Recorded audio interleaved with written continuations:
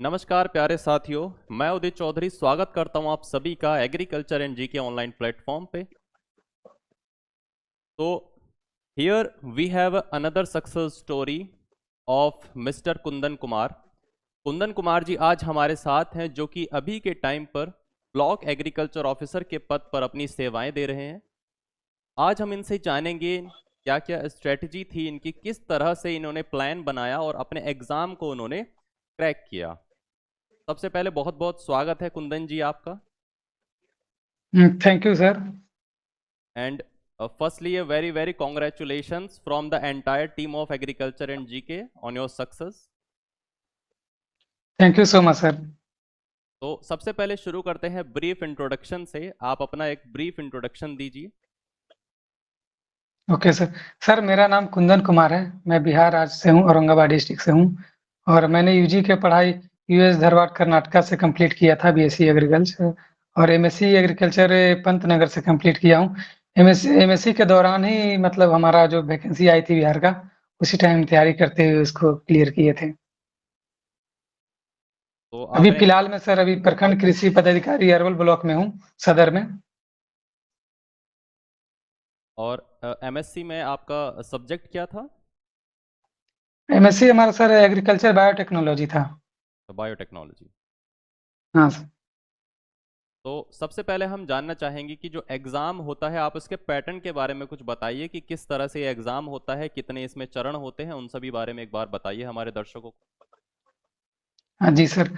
Sir जो BPSC exam conduct कराया था हम लोग का एग्रीकल्चर का, उसमें जैसे कि पहले तो था कि टोटल दो एग्रीकल्चर का पेपर था। एक हिंदी का था और एक जीके का था। और उसके बाद इंटरव्यू था 50 नंबर का। ओवरऑल 500 नंबर का एग्जाम हुआ था। और जो मतलब मार्क्स ऐड होता है, और 50 नंबर का इंटरव्यू, 550 नंबर का टोटल। हिंदी था 100 नंबर का, जो क्वालिफाइंग था केवल। तो इसका पैटर्न ये था, और ऑनलाइन ही सारा था। सब्जेक्टिव मतलब एग्जाम नहीं हुआ था, ऑब्जेक्टिव बेसिस पे ही था सारा। ओके। तो अब सबसे पहले हम ये चीज़ जानना चाहते हैं कि डिफरेंट इसमें, जैसे आपने बताया कि हिंदी भी यहाँ पर आती है, जीके भी यहाँ पर आती है, और एग्रीकल्चर हाँ तो सर। है ही, जो अपने आप में काफ़ी वास्ट सिलेबस होता है उसका। तो किस तरह से हाँ सर। आपने मैनेज किया सारी चीज़ों को? सर मेरा फर्स्ट फोकस था कि ये जो एग्रीकल्चर का दो पेपर था वो 400 नंबर का था। और 100 नंबर का था हमारे पास जीके। तो जीके को हम उसको टाइम थोड़ा कम देते थे, एक आध घंटे उसको डेली देते थे। बाकी एग्रीकल्चर पे मेन फोकस था। और जैसे 400 नंबर का था, तो मेन मेन हम लोग जो एग्रीकल्चर में भी जो प्रायोरिटी वाला सब्जेक्ट है, उसको टारगेट करके अपना स्टडी को ले जाते थे। ताकि एग्रीकल्चर अगर अच्छा कंप्लीट हो जाएगा तो निकालने में एग्जाम आसानी होगा। क्योंकि जीके में उतना ज़्यादा भी कर लेते हैं, फिर भी वो आपको उतना मार्क्स नहीं दे पाता है, क्योंकि उसका भाग सिलेबस है वो जीके का। तो मेन मेरा फोकस था कि एग्रीकल्चर को पहले कंप्लीट अच्छे से कर लें, रिवीजन बार-बार करें, जितना भी सिलेबस में दिया गया टॉपिक उसको कवर करते हुए, सब्जेक्टिव को देखते हुए ऑब्जेक्टिव का ज़्यादा से ज़्यादा प्रैक्टिस करें। और लगता है हमको कि हम हर सब्जेक्ट में 1000 क्वेश्चन मिनिमम प्रैक्टिस करके गए थे, उसको रिवीजन कर गए थे। और किसी-किसी में तो ज़्यादा भी किए थे। और साथ में जीके का भी प्रैक्टिस किए थे। जीके में जैसे बायोलॉजी, केमिस्ट्री, फिजिक्स हो गया, और जो करंट अफेयर्स हो गया, वो सब का भी प्रैक्टिस 500-500 क्वेश्चन के कर गए थे। अपने अपने स्तर से मतलब जितना हो सकता था हमने कोशिश किया पूरा। और साथ में जो कोचिंग का सहयोग मिला, साथ में जो सर का कोर्स वगैरह लिए थे उससे हेल्प मिला। और मॉक प्रैक्टिस करते थे। इंटरव्यू के टाइम भी कोर्स लिए थे उसका, मॉक इंटरव्यू का। तो बहुत हेल्पफुल हुआ था। ये ओवरऑल मिलाकर टोटल सक्सेस का मतलब ये सब स्टेप रहा हमारे। तो अब मैं ये जानना चाहता हूँ कि जैसे आपने एग्ज़ाम दिया जिसमें एग्रीकल्चर के आपने दो पेपर बताए, तो कौन से ऐसे हाँ सर। सब्जेक्ट थे जो ज़्यादा इम्पोर्टेंस रखते हैं इस चीज़ में? कौन से ऐसे सब्जेक्ट थे जिससे ज़्यादा क्वेश्चन आपको लगता है कि पूछे जाते हैं नॉर्मली इस एग्ज़ाम में? सर एग्रोनॉमी का क्वेश्चन थोड़ा ज़्यादा मुझे लगा। एग्रोनॉमी का क्वेश्चन छोटा-छोटा ही था, से मतलब जो मेमोरी बेस्ड था क्वेश्चन। और वो ज़्यादा क्वेश्चन आया तो शॉर्ट क्वेश्चन था जो मेमोरी बेस्ड वाला था। तो उसको वो ज़्यादा एग्रोनॉमी से मिला। और फिर जैसे में ब्रीडिंग का भी क्वेश्चन था, ब्रीडिंग हो गया, एग्रोनॉमी हो गया और इकोनॉमिक्स का भी क्वेश्चन अच्छा खासा आया था। मतलब जैसे जो तो स्कीम्स वगैरह ये से सब कुछ रिलेटेड होते हैं। हाँ सर, स्कीम से या फिर जो ग्राफ वाला था अपने उसका बेसिस पे भी पूछा गया था क्वेश्चन, ओके। पैराबोलिक, हाइपरबोलिक ऐसा क्वेश्चन सब आया था। और आपका जो इंटरव्यू था, जैसे आपने एमएससी बायोटेक्नोलॉजी से की, तो जब आपसे इंटरव्यू में क्वेश्चन पूछे गए तो वो क्या आपके एमएससी बेसिस पर ज़्यादा पूछे गए थे या फिर कुछ और जर्नल चीज़ें उन्होंने इंटरव्यू में ज़्यादा पूछी थी?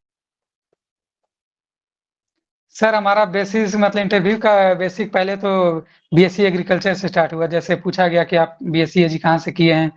तो कॉलेज के बारे में थोड़ा पूछा गया, कहाँ से किए हैं? और फिर बीएससी एग्रीकल्चर में जैसे सॉइल साइंस से कुछ टॉपिक लेकर बात कर लिए, ल्यूर क्या है उससे रिगार्डिंग बात हो गया, पूछा गया था क्वेश्चन। तो मतलब कि था बीएससी एग्रीकल्चर से क्वेश्चन पूछा गया जो सिलेबस में बाउंडेड है, जो हम लोगों ने पढ़ा था कोर्स में, उससे क्वेश्चन पूछा गया। फिर एमएससी पे भी बात हुआ कि एमएससी में आप कौन-सा सब्जेक्ट से कर रहे हैं? तो उसी सब्जेक्ट से रिगार्डिंग वो क्वेश्चन उसमें राइज़ किए थे। जैसे मेरा बायोटेक्नोलॉजी से था, तो हमसे वो वायरस के बारे में पूछा गया था। ये वायरस से कैरियर के बारे में पूछा गया था। तो और बायोटेक्नोलॉजी के कौन-कौन सा स्टेप हैं जैसे टिश्यू कल्चर का, तो ये सब कुछ स्टेप था। बाकी कुछ नॉर्मल क्वेश्चन था। मतलब बीएससी एग्रीकल्चर का सारे टॉपिक मतलब पूछा गया, सॉइल साइंस से पूछ लिया गया था और एग्रोनॉमी से हो गया। तो सब रिलेटेड ही था, अपने कोर्स का ही था, बाहर से क्वेश्चन नहीं पूछा गया था कुछ भी। ओके। तो आपने जो ये एग्ज़ाम दिया बीपीएससी बीएओ का, इससे पहले भी आपने कोई और एग्ज़ाम अटेम्प्ट किया था? हाँ सर, एग्ज़ाम तो हम लगातार 2022 से ही दे रहे थे, जो हमारा यूजी 18 से 22 का सेशन था। तो 22 में हम कॉटन का भी एग्ज़ाम लिखे थे और एएफओ का भी लिखे थे। तो एएफओ में रीजनिंग का मैं मतलब उसको क्लियर नहीं कर पाया था, इसलिए मेंस में नहीं बैठ पाए थे। हमारा एग्रीकल्चर तो स्ट्रॉन्ग बना रखे थे, लेकिन कहीं-कहीं हमारा जीके में थोड़ा-सा दिक्कत था रीजनिंग वाला में, इसकी वजह से वहाँ पे नहीं हो पाया था। तो हमने लगातार कोशिश करते रहे, एक में नहीं हुआ तो दूसरे में किए, दूसरे में नहीं तो उसका नेक्स्ट सारे एग्ज़ाम में पार्टिसिपेट करते रहे, हरियाणा में भी पार्टिसिपेट किए। तो कोशिश में लगे रहे, लास्ट में जाकर बीपीएससी के द्वारा जो बीओ का एग्ज़ाम लिया गया उसमें हमारा बीओ और एडी का भी एग्ज़ाम हुआ था, लेवल 7 और लेवल 9 का। हमारा दोनों में क्लियर हुआ था, लेकिन हम इंटरव्यू तो दोनों का दिए थे, लेकिन फाइनल सिलेक्शन में जो हुआ कि चेंज हो गया था, उसका रिजर्वेशन का कुछ क्राइटेरिया जिसमें सीट घट गया था, उसके वजह से हमारा एडी वाला में नहीं हो पाया था, जो बीओ में मिला। ओके। तो आपको आपके रिजल्ट के बारे में जब पता चला तो किस तरह से आपको पता चला, और आपका और आपकी फैमिली का क्या रिएक्शन था आपके रिजल्ट के ऊपर? रिजल्ट के दौरान तो हम ऑलरेडी उस टाइम हम एक कंपनी में जॉइन कर लिए थे, जब पंतनगर से प्लेसमेंट लेकर, और मेरठ में एक शुगर इंस्टीट्यूट था, वहाँ पे हम जॉइन कर लिए, नगला मल शुगर कॉम्प्लेक्स। ओके। तो उस दिन हम तो अपना ड्यूटी पे ही थे, हम तो लगातार रहता था ध्यान में कि आने वाला है रिजल्ट। उस दिन हम हरियाणा में ही गए थे, वो एक मीटिंग को लेकर मीटिंग में हम लोग गए थे, 7 बजे आने वाला था रिजल्ट। लगातार हमारा ध्यान तो उधर रिजल्ट पे था, मीटिंग में यहाँ बैठे हैं लेकिन हमारा ध्यान पे रिजल्ट पे ध्यान था। जैसे वहाँ से मीटिंग खत्म हुआ, हम वो गाड़ी में बैठे हुए थे, निकल रहे थे दिल्ली होते हुए, तो रिजल्ट के देखे तो पीडीएफ जैसे आने लग गया, तो जैसे हम अपना नाम ढूँढने लगे उस पीडीएफ में सर्च करके, तो मेरा नाम भी नहीं आ रहा था। बोले इतने नंबर अच्छा भी है, फिर सब कुछ अच्छा हुआ, फिर भी नाम मेरा क्यों नहीं है? तो फिर हम एडी वाला भी लिस्ट सर्च किए, एडी में भी नहीं है और बीओ में भी नहीं है, तो बहुत मुझे टेंशन होने लगा। फिर हम वो दोबारा से हम सर्च किए, उसमें नाम सर्च करने पे नहीं आ रहा था, फिर हम मैनुअली जाकर उसको बढ़ा-बढ़ा कर देखे, तब मुझे अपना नाम नज़र आया तो बहुत खुशी हुआ था। और हम तो अगले दिन ही सोचे कि यहाँ से रिज़ाइन मार दिए, और अगला दिन ही हम रिज़ाइन मार दिए उस शुगर कॉम्प्लेक्स से। बहुत खुशी हुआ था, उसके बाद हम अपने परिवार लोगों से बात किए और खुशी का मतलब अपना ज़ाहिर किए, क्योंकि परिवार वालों को बहुत हमारे ऊपर हमेशा वो लोग हमसे पूछते रहते थे रिज़ल्ट कब आएगा, और बहुत उम्मीद लगा हुआ था, तो परिवार वाले भी बहुत खुश हुए। हमारे बड़े भैया जो अभी जूनियर इंजीनियर है, सिविल इंजीनियर है, डीडीए, जेईई ये दिल्ली में, तो उनका बहुत सहयोग रहा, और वो भी हमसे पूछ रहे थे। रिज़ल्ट आया तो उनका भी कॉल आया कि तुम्हारा नाम नहीं है, ऐसे कैसे हो सकता है? तुम्हारा तो सब अच्छा गया था। तो ओवरऑल फिर जब नाम पता चला तो बहुत खुशी हुआ, और सारे लोगों ने बहुत धन्यवाद दिया। सर का भी कॉल आया था, सर के बहुत हेल्प मिला था, तो सर से भी बात हुआ और फिर उसके बाद अपना यहाँ आकर जॉइनिंग कर लिए और फिर अभी 1 साल लगभग कंप्लीट हो गया, फरवरी 18 फरवरी को। सब कुछ अच्छा चल रहा है। तो अब मैं ये जानना चाहूँगा कि अभी आप जिस पद पर तैनात हैं, किस तरह की सेवाएं आपको देनी होती हैं और किस तरह का आपको डे टू डे जो आपका वर्क है वो किस तरह का रहता है? एक्चुअली हम लोग का एक्सटेंशन ऑफिसर हैं, वो प्रखंड का हो या फिर और या डिस्ट्रिक्ट का भी हो, जो भी एग्रीकल्चर के हैं वो एक्सटेंशन ऑफिसर ही हैं और जितने भी स्कीम आता है गवर्नमेंट का, सेंट्रल गवर्नमेंट का या स्टेट गवर्नमेंट का, उसको इम्प्लीमेंट करवाना और जो जनता है, जो किसान है उन तक उसको पहुँचाना होता है। जैसे अभी फार्मर एसटी का काम चल रहा है, फार्मर आईडी बनवाना, जो हमारे बिलो में एग्रीकल्चर कोऑर्डिनेटर हैं, एटीएम, बीटीएम हैं, किसान सलाहकार हैं, तो सारे लोग का हम लोग का एक संगठन है, जो अपने जो भी काम आता है हमारे ब्लॉक में, हम अपने काम को डिस्ट्रीब्यूट करते हैं अपने नीचे वाले कर्मी को और उनसे लगातार कॉल से, फ़ोन कॉल से कॉन्टैक्ट कराकर उसको चीज़ों को एक से एक्सटेंड करवाते हैं फील्ड लेवल में और खुद मॉनिटरिंग भी करते हैं, फील्ड में जाते हैं, उसको वर्क को जैसे फर्टिलाइज़र का इश्यू कहीं हुआ, किसानों को दिक्कत आ रहा फर्टिलाइज़र रेट की वजह से कालाबाज़ारी ये सब, तो हम लोग का छापा मारना होता है, तो जा जाकर उसका किसानों के हित में ही सारा मतलब हम लोग का डेली वर्क सुबह से शाम तक निकल जाता है समय, खाने के भी समय नहीं मिल पाता है, ऐसा मतलब जॉब है कि आपको अच्छा लगता है, किसानों की हेल्प करते हैं और पब्लिक वर्क के लिए कुछ अपना लगाते हैं। तो ओवरऑल टोटली किसानों के लिए समर्पित हैं प्रखंड कृषि पदाधिकारी लोग। जी जी। तो मैं ये जानना चाहता हूँ कि आपकी सबसे बड़ी क्या स्ट्रेंथ रही जिसने आपको हेल्प की इस एग्ज़ाम को क्रैक करने में? क्या ऐसी क्वालिटी थी? एक्चुअली हम 2022 से तैयारी में लगे हुए थे। उसका हम एग्रीकल्चर को हमेशा अपना रिवीजन में रखते थे। जितना भी टाइम मिलता था एग्रीकल्चर के नीमरा सुंडा हो गया या फिर अरुण कत्यान हो गया, या एमसीक्यू हो गया, कॉलेज का जो नोट्स हो गया था और सर के द्वारा जो नोट्स मिला था, वो सबको लगातार हम रिवीजन करते रहते थे। एग्जाम कोई भी हो उसके तैयारी करते थे। उसमें नहीं निकला दूसरी बात है, लेकिन अपना तैयारी को हम कभी नहीं छोड़े। तैयारी को हम लगे रहे कि एक दिन तो निकालना ही है। अब दूसरा कोई ऑप्शन नहीं है, हमने अल्टरनेट खोजा ही नहीं कुछ। जो था टोटली अपना इस पे प्रैक्टिस में रहे और भरोसा था कि प्रैक्टिस रहेगा तो एक न एक एग्जाम में तो निकलना ही है। तो इसको हार नहीं मानते हुए और अपना कमजोरी वही था कि जैसे वो तो डिमोटिवेट हो जाता है, जैसे एक एग्जाम में नहीं रिजल्ट आता है तो नेक्स्ट एग्जाम में बैठने में हमको साथ भी ऐसा हुआ था। कॉटन कॉर्पोरेशन ऑफ इंडिया के एक आया था वैकेंसी, उसमें हम एग्जाम में बैठे थे एमएससी करते हुए, तो मेरा उसमें अच्छा नंबर नहीं आ पाया था। 120 नंबर में हमारा 70 आ पाया था, जो थोड़ा बहुत नंबर से रह जा रहा था। तो मेरा मैक्सिमम एग्जाम में कुछ नंबरों से रह जा रहा था। 5-10 नंबर की वजह से पीछे रह जा रहे थे। तो मुझे पता था कि थोड़ा-सा अगर हम सब कुछ छोड़कर अगर इसमें तैयारी थोड़ा-सा हम 1 महीने भी कर देंगे, तो इस पे एग्ज़ाम निकाल सकते हैं। और हमने यही किया कि लास्ट में हमारे पास जब जनवरी में नोटिफ़िकेशन आया था 2025 में, 1 तारीख से हम लग गए थे, फरवरी में एग्ज़ाम था।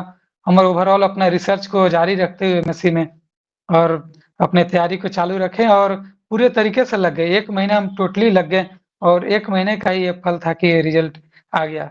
मेन था कि टाइम नहीं दे पा रहे थे हम एमएससी के साथ-साथ सब कुछ को देखते हुए। 1 महीने टोटली सब कुछ छोड़-छाड़ कर अपना फ़ोन बंद करके सिम ऑफ़िशियल जो था बंद कर दिए, नहीं किसी से कॉल-वॉल से बात करना, जब अपना घर से बात करना हो तो उस टाइम फ़ोन ऑन किए, बात किए और टोटली मतलब लोगों से कनेक्शन काट दिए थे कितना भी था। दोस्त लोग भी आए, रूम खुलवा रहे हैं हॉस्टल में तो होता था लोग डिस्टर्ब करने के लिए आ जाते हैं। तो दोस्त लोग से भी नाता तोड़ रखे थे एग्ज़ाम तक, बोले थे नहीं अभी बाद में दोस्ती यारी तो होता रहेगा, लेकिन एग्ज़ाम टाइम तो टोटली अवॉइड कर दिए थे। बस 1 महीना का ही वो फल है कि इसमें रिज़ल्ट हुआ और अच्छा नंबर से हुआ था। ओवरऑल रैंक 273 आया था मेरिट रैंक जनरल के थ्रू। तो अब मैं ये जानना चाहूँगा कि एग्रीकल्चर तो एंड जीके ने किस तरह से हेल्प की आपकी आपके ड्रीम को अचीव करने में? एग्रीकल्चर एंड जीके हम तो जैसे सर का फ्री में भी आता था यूट्यूब पे। पहले तो हम वहाँ से टोटल वीडियो देखते थे, जब भी प्रैक्टिस करने का मन होता था, तो वीडियो देखते थे सर का, वहाँ पे फ्री वाला भी अवेलेबल था। और जो भी नोटिफ़िकेशन आता था सर का सबसे पहले नोटिफ़िकेशन आता है एग्रीकल्चर एंड जीके पे। तो पहले हमारा कोई भी नोटिफिकेशन आता था तो पहले यहाँ से ही मिलता था इन्फॉर्मेशन, और यहाँ पे जितना भी मतलब प्रैक्टिस करवाया जाता था कोर्स वाइज, जैसे सब्जेक्ट वाइज चीज़ों को, तो उसको अटेंड करते थे और इंटरेस्ट आता था उसको अटेंड करने में, बोरिंग नहीं लगता था। तो एग्रीकल्चर एंड जीके का बहुत बड़ा रोल है कि स्टूडेंट के लिए वो हमेशा टाइम पे अपना चीज़ों को उपलब्ध कराते हैं, वैकेंसी हो या फिर एमसीक्यू हो या फिर जो भी स्टूडेंट के लिए यूजफुल चीज़ें हों, मटेरियल वो प्रोवाइड करते हैं, जो कि ज़रूरी है। क्योंकि ऐसे फिर स्टूडेंट क्या करते हैं कि ओवरऑल बुक निकाल कर पढ़ने लगते हैं, तो क्या इम्पोर्टेंट है, नहीं है, सब कुछ को करने में टाइम निकल जाता है। एग्ज़ाम टाइम भी हमने यही किया कि फ़ॉलो किए, और जो हमारे लिए इम्पोर्टेंट था, जो भी टॉपिक बेस्ड था, जो भी हमारे सिलेबस में था, बस उसको फ़ॉलो किए। और एग्रीकल्चर एंड जीके हम तो वहाँ पे सर से भी कॉन्टैक्ट में थे, बात होते रहता था। व्हाट्सएप से भी सर से कॉन्टैक्ट में थे, गाइडेंस लेते थे सर का। और इंटरव्यू, मॉक इंटरव्यू के लिए भी सर से जॉइन किए थे। उस टाइम भी बहुत हेल्प मिला, कॉन्फिडेंस डेवलप होता है बात करने के लिए। और मटेरियल जो हो गया, तो ओवरऑल देखा जाए तो सर का बहुत बड़ा योगदान है हमारे सक्सेस में। यूट्यूब के सहारा से, और हम कोर्स भी लिए थे, तो कोर्स से भी किए थे, लेकिन गाइडेंस लेते हुए सेल्फ स्टडी हमने कुछ ज़्यादा किया था, वो देखते हुए ओवरऑल ये अच्छा रहा पर। तो अभी इस टाइम पर जिस पोस्ट पर आप वर्क कर रहे हैं, लगभग कितनी स्टार्टिंग सैलरी इस पोस्ट पर मिलती है? क्योंकि जो ज़्यादातर तैयारी करने वाले स्टूडेंट हैं, सैलरी भी एक बहुत बड़ा मोटिवेशन होती है उनके लिए। हाँ, हाँ। तो ओवरऑल ऐसे लेवल 7 में 4600 ग्रेड पे है। तो ओवरऑल जैसे देखा जाता है कि डिस्ट्रिक्ट वाइज वेरी करता है इसका एचआरए वगैरह।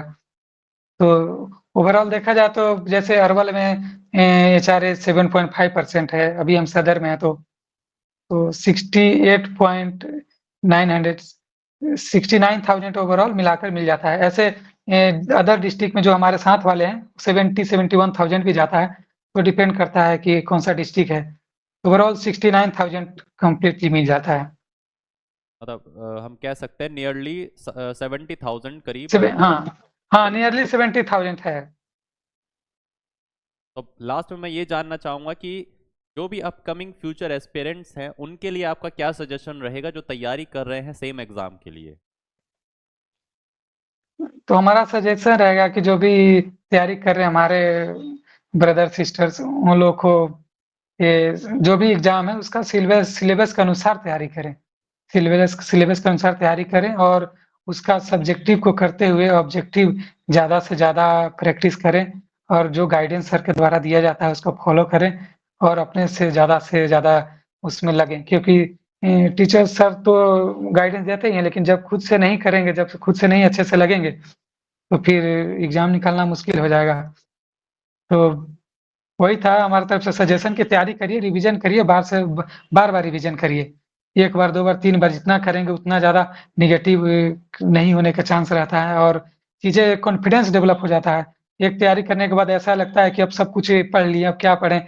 और कॉन्फिडेंस आता है तो एग्ज़ाम अच्छे से निकलता है। हार्ड भी रहेगा एग्ज़ाम तो उसको अच्छा से अच्छा अपना परफॉर्मेंस दे पाते हैं। तो यही रहेगा कि सब मतलब सिलेबस के अनुसार तैयारी करें, ऑब्जेक्टिव का, एमसीक्यू का तैयारी करें, और उसका रिवीजन बार-बार करते रहें। और जीके का हो गया जहाँ तक बात है बिहार में, तो जीके का वो सबके लिए हार्ड ही हो जाता है जीके।